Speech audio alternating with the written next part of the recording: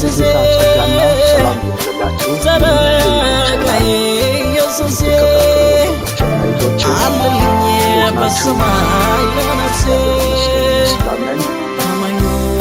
መዳንነት መንገድ ወይም ከእግዚአብሔር ጋር የምንገናኝበት መንገድ በሚል ርዕስ አንድ ትምህርት ጀምረናል።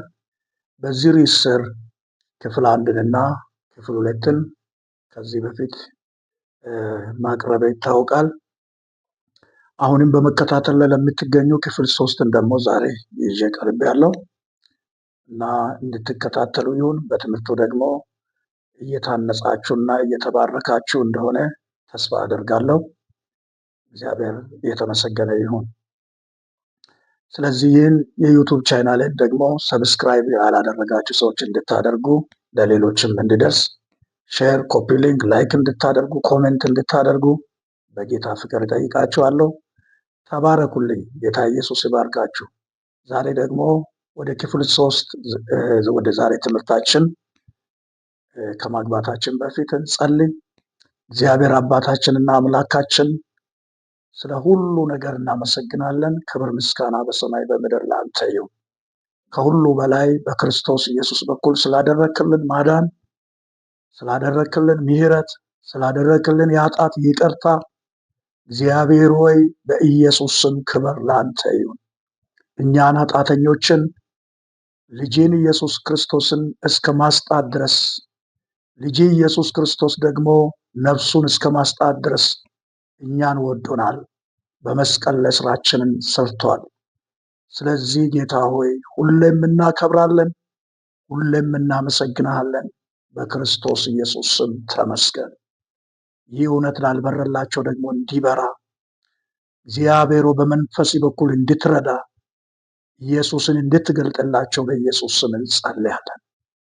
እግዚአብሔር ይህን ትምህርት ደግሞ እኔም እንዲያስተምር መንፈስ ቅዱስ በኃይል እንዲረዳኝ ለሚማሩ ደግሞ ሁሉ ቃልን እንዲገልጥላቸው በኢየሱስ ስም ጸልያለሁ። ስለ ሁሉ ተመስገን። በኢየሱስ ስም አሜን። ወገኖቼ ያው ክፍል 1 ላይ ኦሪጂናል ሰው ወይም የመጀመሪያ ሰው በሚል ርዕስ የመጀመሪያ ቀን ተምረናል። ክፍል 1 ላይ ክፍል 2 ላይ ደግሞ የሰው ልጅ ችግር በኃጢአት ውስጥ ከወደቀ በኋላ የመጣውን ችግር አይተናል። እነዛን ሁሉ በዝርዝር ክፍል 2 ላይ ሁላችሁ ያልደረሳችሁ ሰዎች ወይም ያልተማራችሁ ሰዎች ክፍል 1ንና ክፍል 2ን ገብታችሁ እንድታዩ በጌታ ፍቅር አሳስባችኋለሁ። ዛሬ ደግሞ ክፍል 3ን ያው እንጀምራለን። ክፍል 3 ደግሞ እንዲህ በሚል ርዕስ ነው የምንማማረው። ያላመኑ ሰዎች አድራሻ ወይም ግዛት በሚል ነን ብሊቨርስ ስቴት በሚል በዚህ ርዕስ ላይ ከእግዚአብሔር ቃል እናያለን። ስቴቶች እንግዲህ ወይም ግዛት በሁለት ይከፈላል። ያው በመጽሐፍ ቅዱስ ቋንቋ ማለት ነው። በመጽሐፍ ቅዱሳችን ውስጥ በእግዚአብሔር ያመኑ ሰዎች የራሳቸው ግዛት አላቸው። እንዲሁም በእግዚአብሔር ያላመኑ ሰዎች ደግሞ ግዛት አለ። ስለዚህ እነኚህ በእግዚአብሔር ያላመኑ ሰዎች ምን ይመስላሉ? መጽሐፍ ቅዱስ ምን አይነት ግዛት ውስጥ አሉ ነው የሚለው። ያንን የእግዚአብሔርን ቃል እያየን ከእግዚአብሔር ቃል እየተመለከትን አብረን እናያለን። ምክንያቱም በእግዚአብሔር ወይም በልጁ በክርስቶስ ኢየሱስ ያላመኑ ሰዎች ያው ክፍል 1 ላይ ያው በክብር እግዚአብሔር በገነት እንዳስቀመጣቸው አይተናል። በእግዚአብሔር መልክ እንደተፈጠሩ እንዲሁም ደግሞ ተወካይ ገዢ እንደሆነ የመጀመሪያ ሰው እንዲሁም ከእግዚአብሔር ጋር ህብረት ያለው እንደሆነ እንዲሁም ክፍል 1 ሰው 3 ክፍሎች እንዳሉት ነፍስ፣ መንፈስ፣ ስጋ እንዳለው አይተናል። እንዲሁም እንዲኖረው እግዚአብሔር ውብ የሆነው ገነትን ሰጥቷቸው በዛ እንዲኖሩ አድርጎ ነበር። የሚበሉትን የሚጠጡትን ያለ በሽታ ያለ ችግር እና እግዚአብሔርን እያመለኩ እግዚአብሔርን እየታዘዙ በገነት ውስጥ ከውድቀት በፊት የክብርን ኑሮ እንደሚኖሩ የእግዚአብሔርን ጸጋ ለብሶ እና ከእግዚአብሔር ጋር ዕለት ዕለት ህብረት እያደረጉ ኮሚኒኬት እያደረጉ ይኖሩ ነበር ከውድቀት በፊት። ከውድቀት በኋላ ደግሞ እንግዲህ ለብዙ ችግሮች ተጋልጠዋል። ያም ከእግዚአብሔር ተለየ ማለት ነው። አዳምን እንዲሁም ደግሞ ሚስቱ ሔዋን ኃጢአት በማስራታቸው ምክንያት ከእግዚአብሔር እንደተለዩ፣ ይህም ደግሞ በሰይጣን በመታለል ምክንያት ነው ያንን የሆኑት። እንግዲህ ኃጢአት ማለት ማመፅ ማለት ነው። ወይም በሌላ ቋንቋ እግዚአብሔር አታድርጉ ያለውን ማድረግ፣ አድርጉ ያለውን አለማድረግ አመፅ ነው። በአጭር ቃል ኃጢአት ማለት ማመፅ ማለት ነው። ስለዚህ እግዚአብሔር አታድርጉ ያለውን በማድረግ አዳምና ሔዋን አምጾ በሰይጣን ተታለሉ። እንግዲህ ኃጢአት የተጀመረው በሰማይ ነው። ያም ሰይጣን ነው የጀመረው። እንደ እግዚአብሔር ለመሆን ሲሞክር ሰይጣን እንደወደቀ ወይም ሰይጣን ከመባሉ በፊት ሉሲፌር የሚባል መልአክ እንደነበረ አይተናል። ስለዚህ ኃጢአት የጀመረው የት ነው? በሰማይ ነው። ከዛም በኋላ እግዚአብሔር ሰይጣንን ከሰማይ ወደ ምድር እንደጣለው፣ ምድር ላይ ከተጣለውም በኋላ ለእግዚአብሔር ስራና ለእግዚአብሔር ሰዎች ጠላት እንደሆነ እስከዛሬ ድረስ መጽሐፍ ቅዱሳችንም ያሳያል። ፕራክቲካልም በህይወታችን እናያለን። ስለዚህ ሔዋንንም አዳምንም ምንድነው እንደ እግዚአብሔር እንዳትሆኑ ነው ብሏቸው ነው። እንደ እግዚአብሔር ክፉንና መልካምን የምታውቁ ወይም አይኖቻችሁ እንዳይከፈት ነው እግዚአብሔር ከዚች ክፉንና መልካምን ከምታስታውቀው ዛፍ እንዳትበሉ የከለከለው በሚል በሰይጣን ተታለው አዳምና ሔዋን እግዚአብሔር አታድርጉ ያለውን በማድረግ እንግዲህ ከእግዚአብሔር ተለዩ። መንፈሳዊ ሞትን ሞቱ። እንዲሁም ስጋዊ ሞትን፣ እንዲሁም ከፍርድ በኋላ ያለው ሞት፣ ሶስት አይነት ሞቶች እንዳሉ ባለፈው አይተናል። ሰይጣንን እንዲሁም ደግሞ ሰይጣን ከመባሉ በፊት የመላእክት መልአክ እንደሆነ አምልኮን የሚመራ መልአክ እንደሆነ አይተናል። የመላእክት አገልግሎት ደግሞ ሶስት ነው። አንደኛ አምልኮ ነው። አምልኮን የሚመራ ደግሞ ሉሲፈር ነበር ከመውደቁ በፊት። ቀጥሎ ጦረኛ ወይም እንደ ሚሊተሪ እግዚአብሔርን የሚያገለግሉ መላእክቶች አሉ። እነሱም ሚካኤል እና ከሚካኤል ጋር ያሉ ተዋጊ መላእክቶች አሉ ማለት ነው። ዳንኤል ለ21 ቀን ጸሎት ከጸለየ በኋላ እና ጸሎቱ ዘገየ። የዚህን ሰዓት ጸሎቱ ተሰምቷል ብሎ መልአኩ ገብርኤል መጥቶ ተናገረ እና እነ ሚካኤል ደግሞ ተዋግቶ እነኚህ አብሮ የተጣሉ ሰይጣን ወይም ሉሲፈር ብቻውን አይደለም የሚወደቀው ይገባል ያሉ መዓት መላእክት አብሮ ወርቋሉ። እና እነዚህ ሁሉ ለእግዚአብሔር ስራ ጠላቶች ናቸው። ለእግዚአብሔር ሰዎችንም ደግሞ የሚዋጉ መላእክቶች እንደሆኑ ከእግዚአብሔር ቃል እናያለን። ሶስተኛ አገልግሎት ደግሞ መልእክት አድራሽ መላእክቶች አሉ። ከዛ ውስጥ ገብርኤል ብዙ ጊዜ በመጽሐፍ ቅዱስ መልእክትን ከእግዚአብሔር ተቀብሎ ለሰው በማድረስ ይታወቃል። በመጽሐፍ ቅዱስ ውስጥ ተደጋግሞ ተጠቅሷል። ወደ ማርያምም ወደ ጌታችን እናት ወደ ማርያምም መጥቶ ሰላም ላንቺውም ብሎ ያበሰረ መልአኩ ገብርኤል ነው። ወደ ዳንኤልም ሄዶ ያበሰረው መልአኩ ገብርኤል ነው። እንዲሁም ወደ ዘካርያስ መጥቶም የተናገረው መልአኩ ገብርኤል ነው። ስለዚህ የመላእክት አገልግሎት በሶስት ይከፈላል ብለናል። አምልኮ የሚያካሂዱ፣ አምልኮን የሚመራ፣ እንዲሁም ደግሞ ተዋጊ መላእክቶች፣ እንዲሁም ደግሞ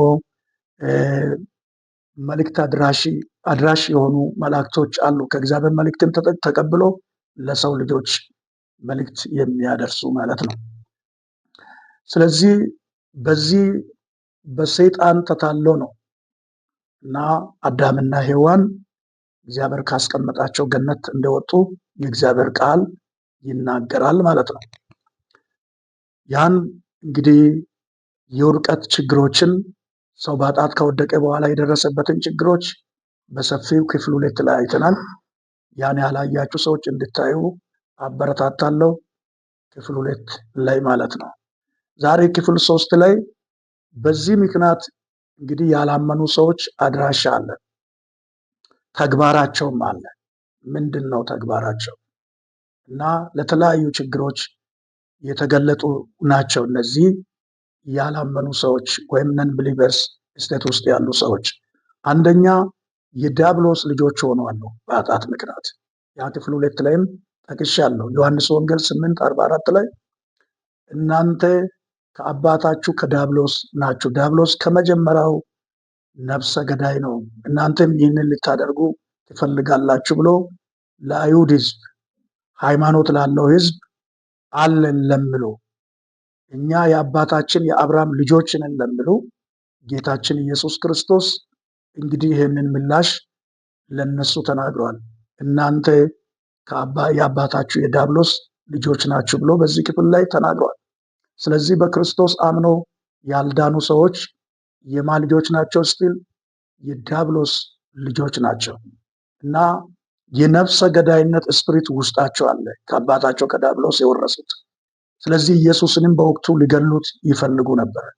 እንግዲህ ሃይማኖት አለን እግዚአብሔርን እንከተላለን የሚሉ ሰዎች ናቸው ኢየሱስ ክርስቶስን ለሞት አሳልፈው የሰጡትም ያስገደሉትም ያስፈረዱትም እና ስለዚህ በክርስቶስ ኢየሱስ ያላመኑ ሰዎች እንግዲህ በዲያብሎስ ልጅነት በዲያብሎስ ግዛት ውስጥ እንዳሉ የእግዚአብሔር ቃል በዚህ ስፍራ ላይ ይናገራል። ዛሬም አምኖ ደግም ያልተወለዱ እና አማኞች ነን የሚሉ ሰዎች አሉ። የነፍሰ ገዳይነት መንፈስ የተጠናወታቸው ሰዎች አሉ። ዛሬም አምነናል አማኝ ከሆኑ ሰዎች መካከል ያሉ ብዙዎች አሉ። ምክንያቱም መጽሐፍ ቅዱስ ሲናገር ሰፊውና ጠባቡ መንገድ አለ። ስለዚህ በሰፊው ደጅ የሚሄዱ ሰዎች እንግዲህ ነን ብሊቨርስ ስቴት ውስጥ ያሉ ሰዎች ናቸው። ሆኖም ቤተክርስቲያን የሚገባ ሰው የቤተክርስቲያን አባል የሆነ ሰው ሁሉ ዲኗል ማለት አንችልም። አንዳንዱ ቤተሰቡን አይቶ የመጣ አለ።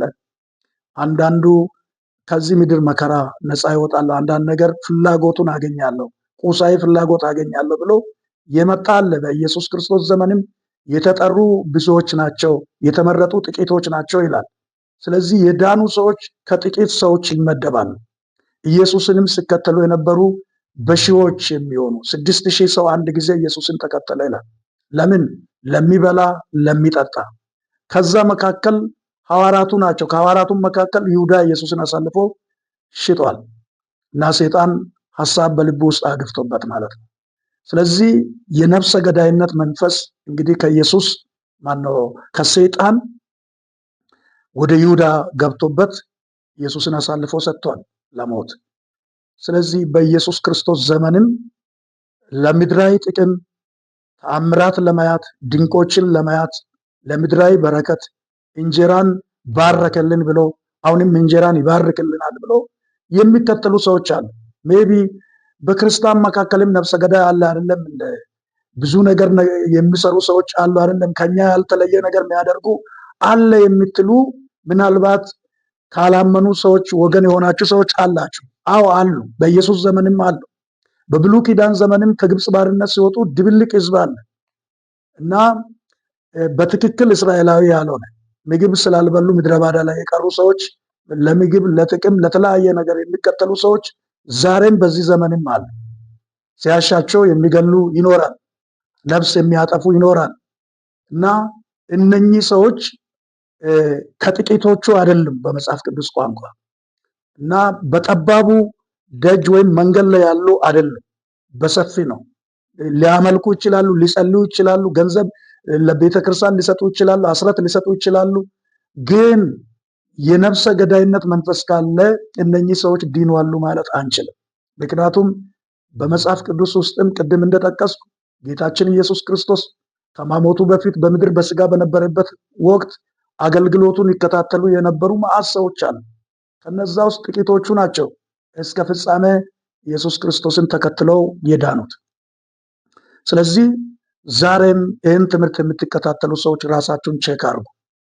እሑድ ቤተክርስቲያንን ማግባት ዋስትና አይደለም። ድነት ወይም ዳንነት ከኃጢአት ድኛለሁ፣ ከኃጢአት ነፃ ወጥቻለሁ፣ በክርስቶስ አምኜ ደግም ተወልጃለሁ የሚል ሰው የነፍሰ ገዳይነት መንፈስ ሊጠናወተው አይችልም። ዛሬም ምናልባት እንዲህ አይነት ላይፍ ውስጥ ያላችሁ ይህን ትምህርት የምትከታተሉ አርብ ያው በቤተ ክርስቲያናችን ይህን ትምህርት አስተምራለሁ። ባለፈው አርብ በዛ ስፍራም ብዙ ተማምረናል። እስኪ ራሳችንን ቼክ እናርግ።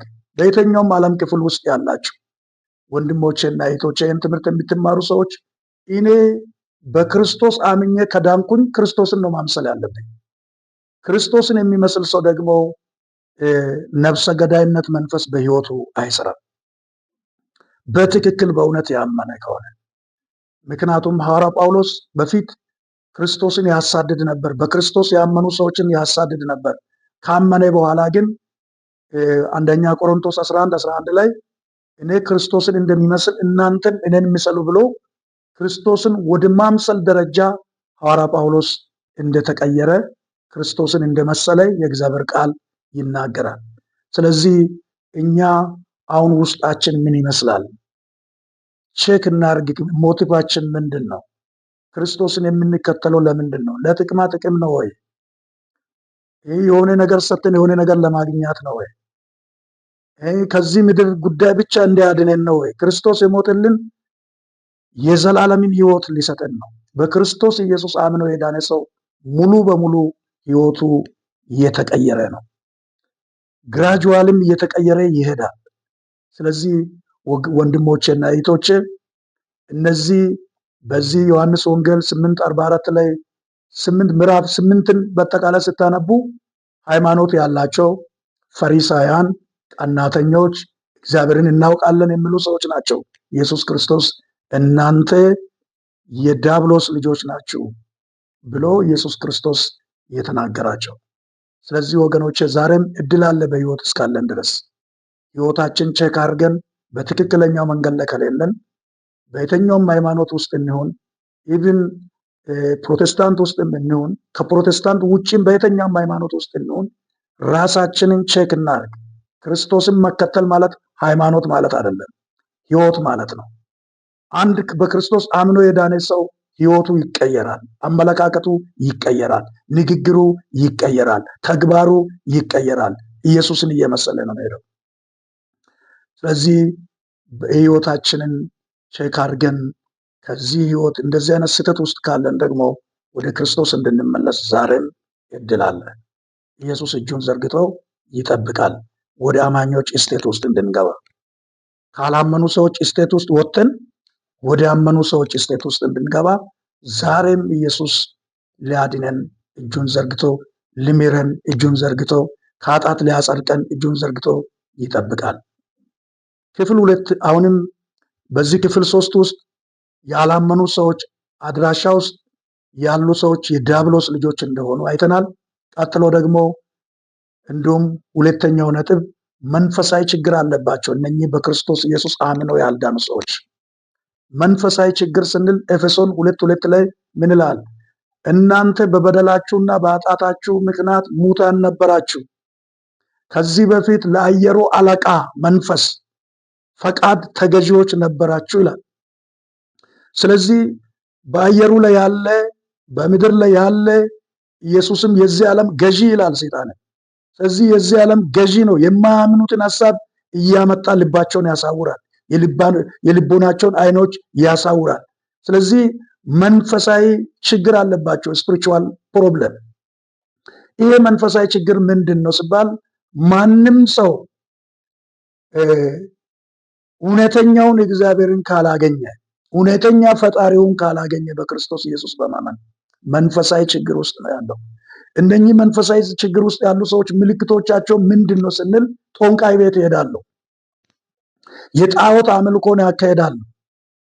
ስለዚህ ውቃቢ፣ ወሰንጋላ እንዲሁም ደግሞ የተለያየ የጣዖት አምልኮን ያካሄዳሉ። ግን የጣዖት ሁሉ በየተኛ ስሙ ይለያይ እንጂ የጣዖት አምልኮ ሁሉ መሪው ማን ነው ቢባል ሉሲፈር ወይም ዲያብሎስ ወይም በሌላ ቋንቋ ሰይጣን ነው። ሰይጣን ሰዎችን ዲሲቭ ያደርጋል። አንዳንዱ እንጨት ለቅቤ በመቀባት ያመልካል። ከሚበላ በኩሩን ከእንስሳትም ከምንም ልጅ ሁሉ ይሰጣል። የራሱን ልጅ ሁሉ ሀብት አገኛለሁ ብሎ ይሰጠዋል። ቢዳይ ቢታመም ቢቸገር ያስታመመው እኮ ራሱ ነው። ግን አሁንም ደግሞ አዋቂ ቤት ሊሄድ ብሎ ይሄዳል። ለምን? ስፒሪቹዋል ችግር ውስጥ ስላለ፣ እውነተኛ ጌታ ስላልተገለጠለት፣ እውነተኛ አምላክ ስላልበረለት አሁንም በሰይጣን ተታለው ወዴት ይሄዳል? ወደ ጦንቃይ ቤት ይሄዳል። ለችግሬ መፍትሄን አገኛለሁ በሚል ይንከራተታል በዚህ ዓለም ላይ ብዙ ሰው ዛሬ።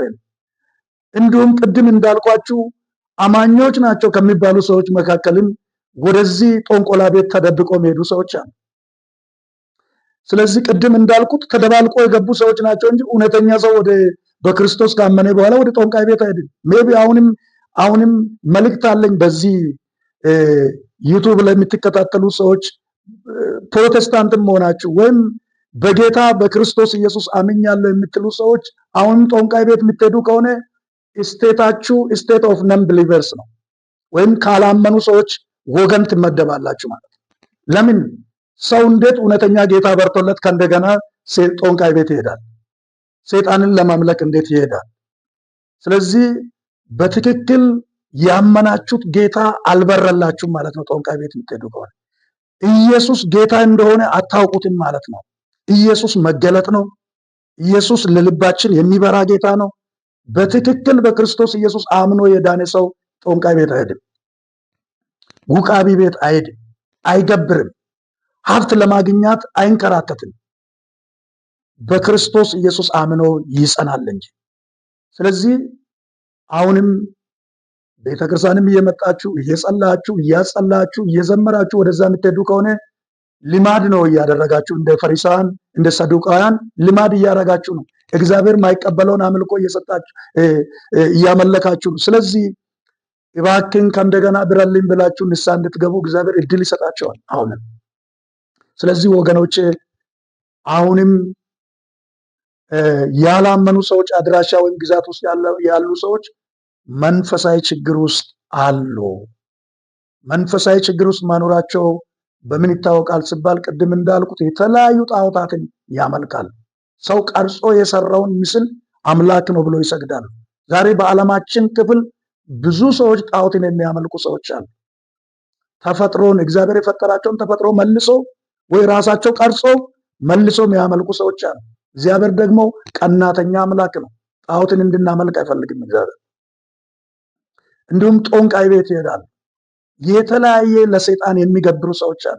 ጥቁር ፍየል አምጣ፣ ገብሳማ ዶሮ አምጣ፣ ይሄን አይል ግብር ክፈል በማለት ግብር እየከፈሉ የሚሰቃዩ ሰዎች አሉ። የምስራች እናንተ ሸክም የከበደባችሁ ደካሞች ወደ እኔ ኑ እኔ አሳርፋችኋለሁ ነው ኢየሱስ ያለው። ስለዚህ ወደ ኢየሱስ ስንመጣ ከእንደዚህ አይነት መንከራተት እናመልጣለን። ክርስቶስ ያስመልጠናል ማለት ነው። እኔን እንዳስመለጠኝ በእውነት በክርስቶስ ኢየሱስ አምኖ የዳኑ ሰዎችን እንዳስመለጠ ጌታ እናንተንም ያስመልጣል። ሶስተኛ የአእምሮ ችግር፣ መንፈሳዊ ችግር ብቻ አይደለም፣ አእምሮአዊ ችግር አለባቸው። የማቴዎስ ወንጌል ምዕራፍ 11 ከቁጥር 28 ላይ ጌታችን ኢየሱስ ክርስቶስ እናንተ ደካሞች ሸክም የከበደባችሁ ሁሉ ወደ እኔ ኑ እኔ አሳርፋችኋለሁ ብሏል። በዚህ ስፍራ ምንድነው ሸክም የከበደባችሁ ማለት? አካላዊ ሸክም አይደለም። 100 ኪሎ ግራም የተሸከመን ሰው አይደለም እየጠራለው በአካል። ይሄ ሜንታሊ ወይም አእምሯቸው በተለያየ ሐሳብ ውስጥ በተለያየ ጭንቀት ስትሬስ ውስጥ ያሉ ሰዎችን ነው። እንግዲህ ስፒሪቹዋል ችግር ውስጥ ያለ ሰው፣ መንፈሳዊ ችግር ውስጥ ያለ ሰው ከአእምሮአዊም ችግር ነፃ አይደለም፣ ከአካላዊም ችግር ነፃ አይደለም፣ ከኢኮኖሚካል ችግርም ነፃ አይደለም፣ ከሱስም ነፃ አይሆንም። ለምን? መንፈሱ ሲጀመር መንፈሳዊ ችግር አለ። ቅድም ሁለተኛው ክፍል ላይ እንዳየን። ስለዚህ የአእምሮ ችግር ያለበት ሰው በጣም ይጨነቃል፣ ጭንቀት ወይም ስትሬስ። ስለዚህ ኢየሱስ በዚህ ስፍራ ምንድነው የአእምሮን ጭንቀት ነው እያለ ያለው። ሸክም ያለባችሁ ሸክም የከበደባችሁ ስል ከዚህ ሸክም ሰው ገንዘብ ስለበዛ ነፃ ሊወጣ አይችልም። ባለጠጋ ስለሆነ ሰክሰስፉል ስለሆነ በዚህ ምድር ማቴሪያል ነገር በገንዘብ በሀብት ትልቅ ቦታ ስለደረሰ ነፃ ማውጣት አይችልም። ፌሜስ ስለሆነ ታዋቂ ሰው ስለሆነ ከዚህ ጭንቀት የነፃ አይደለም። እና ብዙ ታዋቂ ሰዎች፣ ብዙ ሀብታም ሰዎች፣ ብዙ ድሃ ሰዎች ያለ ጌታ የሆኑ ከስትሬስ ብዛት የተነሳ ይጠጣሉ፣ ይቅማሉ፣ ያጨሳሉ፣ ፊልም ቤት ይንከራተታሉ፣ እንዲሁም ሐይቅ ዳር ይሄዳሉ፣ ይዝናናሉ፣ ይዋኛሉ፣ በጣም ብዙ ነገር ያደርጋሉ አእምሮአቸውን ለማጽናናት። የውሸት ነው ሳቃቸው። ለምን? ሰው እውነተኛ ሰላም የሚያገኘው በአእምሮ። እውነተኛ እረፍት የሚያገኘው በአእምሮ በክርስቶስ ኢየሱስ ሲያምን ነው እና ኢየሱስ ክርስቶስ ጋር ሲመጣ ነው። ኢየሱስ በሌላው ዮሐንስ ወንጌል ምዕራፍ 16 ላይ ምን ብሏል? እኔ ሰላሜን እተውላችኋለሁ፣ ሰላሜንም እሰጣችኋለሁ፣ እኔ የሚሰጠው ሰላም ዓለም እንደሚሰጠው አይደለም ብሏል ኢየሱስ። ስለዚህ እውነተኛ ሰላም የሚገኘው እውነተኛ የአእምሮ እረፍት የሚገኘው በክርስቶስ ኢየሱስ ስናምን ብቻ ነው። ስለዚህ ዛሬም የአእምሮ ችግር ያለባቸው መገለጫቸው ምንድነው? ይጠጣሉ፣ ቁማርተኞች ናቸው። ብዙ ጊዜ ቁማር ቤት ይሄዳሉ። እንዲሁም ደግሞ የተለያየ ነገርን ያደርጋሉ። ከዚህ እንትን ውስጥ ለማውጣት ብዙ ነገሮችን አእምሮአቸውን ሊሸውዱ ብዙ ነገር ያደርጋሉ። ያጨሳሉ፣ ድራግ ይወስዳሉ፣ ከዚህ ጭንቀት ይገለገላሉ ብሎ ይደነዝዛሉ። የዚህም በሳውዝ አፍሪካ ውስጥ ብዙ ሰዎች ለዚህ ተጋላጭ ነው። አሁን ኢትዮጵያም እንደዛው ዩኒቨርሲቲ ኤሪያ ላይ ያሉ ትምህርት ቤት ያሉ ተማሪዎች በዚህ የተበከሉ ናቸው። እዚህ አሁን ደግሞ ያለንበት እዚህ ሳውዝ አፍሪካ ያላችሁ ሰዎች ታውቃላችሁ። እንዲሁም አሜሪካ ላይም እንሰማለን። ለምንድን ነው ሰዎች ያን ድራግ የሚወስዱት? ለተወሰነ ጊዜ ከጭንቀታቸው ሊደበቁ ነው፣ ከስትሬሳቸው ሊደበቁ ነው። ለዚህ ነው የተለያየ ሱስ የሚወስዱት፣ ለተለያየ ሱስ ባሪያ የሚሆኑት እና ቢለብሱ፣ መኪና ቀያይሮ ቢነዱ፣ ስማርት ቤት ቢኖራቸው ከዚህ ጭንቀት ነፃ ማውጣት አይችሉም። ለዚህ ነው ኢየሱስ ክርስቶስ እናንተ ሸክም የከበደባችሁ ሁሉ ወደ እኔ ኑ እኔ አሳርፋችኋለሁ ያለው። ዛሬም እውነተኛ እረፍት ወንድሞቼ፣ ጌታ ኢየሱስ ክርስቶስን እንደ ግል አዳኝ አድርገን ያልተቀበለን ተቀብለናል ብለንም በዛ አይነት ላይፍ የምንመላለስ ሰዎች በእውነት ንስሐ ገብተን ወደ ኢየሱስ እንድንመለስ እግዚአብሔር ዛሬ በቃሉ ይናገረናል። እውነተኛ እረፍት ያለው የአእምሮ እረፍት ያለው፣ ምክንያቱም ክርስቶስ በሱ ሰላም አእምሮአችንን ሁሉ ይቆጣጠራል። ዛሬ ሰላም አለ። ዛሬ እረፍት ያለው በክርስቶስ ስንሆን ብቻ ነው። ወደ ክርስቶስ እንድንመጣ እግዚአብሔር አምላክ ይርዳል። አራተኛው አካላዊ ችግር ሐዋርያት ሥራ 8 ከቁጥር 7 ላይ ፊልጶስ በሰማርያ ከተማ ላይ ገብቶ ወንጌልን ሲሰብክ ብዙ አጋንንቶች ከአንካሳ ሰዎች፣ ከሽባ ሰዎች፣ የተለያየ በሽታ ካለባቸው ሰዎች ጮህ ይወጣ ነበር። ስለዚህ መንፈሱ ጮህ ሲወጣ ሰዎች ካለበት ሽባነት ካለበት በሽታ ነፃ ይወጡ ነበር።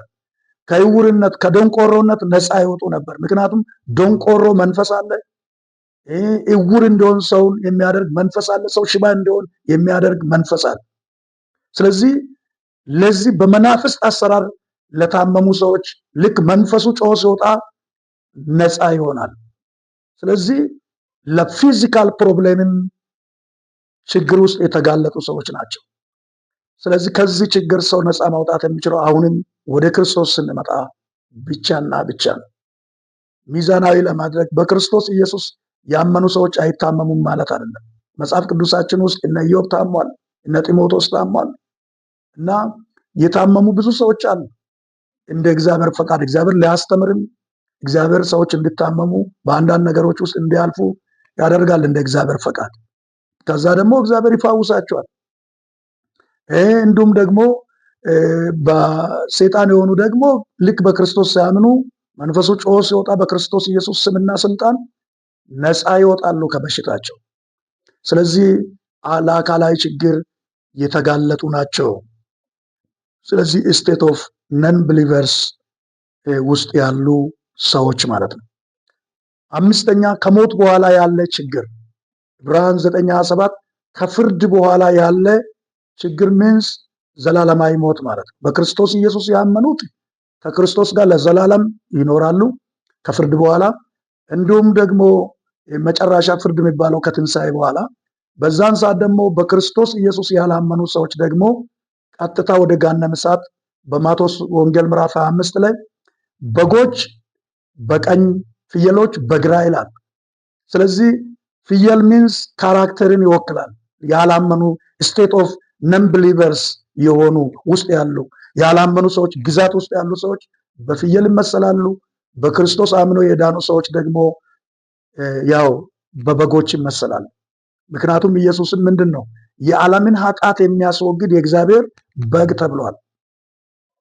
እንዲሁም ዮሐንስ ወንጌል ምዕራፍ 10 ላይ በጎቼ ድምፄን ይሰማሉ ይከተሉኝማል ብሏል ኢየሱስ። ሚንስ በክርስቶስ ያመኑ ሰዎች ክርስቶስን ነው የሚመስሉት።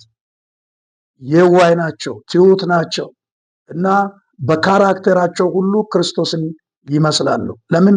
በጸጋና በመንፈስ ቅዱስ ኃይል ህይወታቸው እየተለወጠ ክርስቶስን ወደ ማምሰል ያድጋሉ ማለት ነው። ስለዚህ ከሞት በኋላ ስል 3 አይነት ሞት እንዳለ ባለፈው ተናግሬያለሁ። ያም ምንድነው?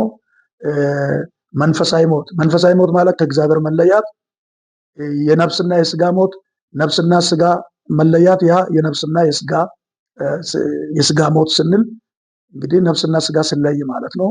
3ኛ ደግሞ የዘላለም ሞት ማለት ከፍርድ በኋላ ትሉ ማይሞት እሳቱን ወደማይጠፋ ከፍርድ በኋላ ሄዶ ከሉሲፌር ጋር ወይም ከሰይጣን ጋር ከተከታዮቹ ጋር አንድ ላይ ሆኖ የሚቃጠሉ ሰዎች ለዛም ፍርድ የተጋለጡ ይሆናሉ ማለት ነው። ቁጥር 6 አሁንም ወደ ትውልድ የሚሸጋገር ችግር ዘጸአት 20 ከቁጥር 3 ጀምሮ በሰማይም እንዲሁም በምድርም እንዲሁም ከምድር በታች ውሃ ውስጥ ካለው ፍጥረት መልክ የተቀረጸው ማንኛውንም ጣዖት አትስገድ ይላል። ብትሰግድ ደግሞ ምንድነው? እኔ ኃጢአትን እስከ 3ኛና እስከ 4ኛ ትውልድ ድረስ አመጣለሁ ይላል። እንግዲህ ይሄ ኃጢአት እንግዲህ ተሸጋጋሪ ጄኔቲክ የሆነ ወይም የውርስ ኃጢአት የሚባለው እንግዲህ ሰው ሲረገም በኃጢአት ሲወርቅ ለፋሚሊ ይተርፋል አይደል? ይሄ የታወቀ ነው፣ የተገለጸ ነው። አሁን በተለያየ ጣዖት ውስጥ ያሉ ቤተሰቦቻቸውን ይዣለሁ፣ ታላቅ ልጁን ይዣለሁ ብሎ መንፈስ ያሰቃያል ብዙ ጊዜ። ስለዚህ በኃጢአት ምክንያት ባርነት ውስጥ ካለን ደግሞ በሰይጣን ባርነትም ውስጥ አለን። ስለዚህ ከዚህ ከኃጢአት ባርነትም ከመርገምም ነፃ ማውጣት የምንችለው ወደ ትውልድ ከሚሸጋገርም ችግር ነፃ ማውጣት የምንችለው በክርስቶስ ኢየሱስ ስናምን ብቻና ብቻ ነው። ስለዚህ ወንድሞቼ ዛሬ እድል አለ። በልጁ በኢየሱስ ክርስቶስ የሚያምን የዘላለምን ሕይወት ያገኛል። ሮሜ 10:9 እስከ 10 ድረስ ሰው በልቡ አምኖ በአፉ መስክሮ ይድናል ይላል። ስለዚህ በልባችሁ አምናችሁ በክርስቶስ እንዲሁም ደግሞ በአፋችሁ መስክራችሁ ልትድኑ ዛሬም ቻንስ አለ። በክርስቶስ ኢየሱስ ስናምን ከነኚህ ችግሮች ነፃ ልንወጣ እንችላለን። አንደኛ ከዲያብሎስ ልጅነት፣ ሁለተኛ ከመንፈሳዊ ችግር፣ 3ኛ ከአእምሮ ችግር፣ 4ኛ ከአካላዊ ችግር፣ 5ኛ ከሞት በኋላ ካለው ችግር፣ 6ኛ ወደ ትውልድ ከሚሸጋገር ችግር የምንድነው በክርስቶስ ነው። ካልሆነን ያላመኑ ሰዎች አድራሻ ወይም ግዛት ውስጥ ነን ያለነው። እግዚአብሔር ከዚህ እንድንወጣ ዛሬም በክርስቶስ ኢየሱስ በኩል ልምረን፣ ነፃ ሊያወጣን፣ ሊያጸድቀን እጁን ዘርግቶ ይጠብቃል። ተባረኩ። ይህንን ትምህርት ስለተከታተላችሁ እግዚአብሔር በያላችሁበት ዘመናችሁ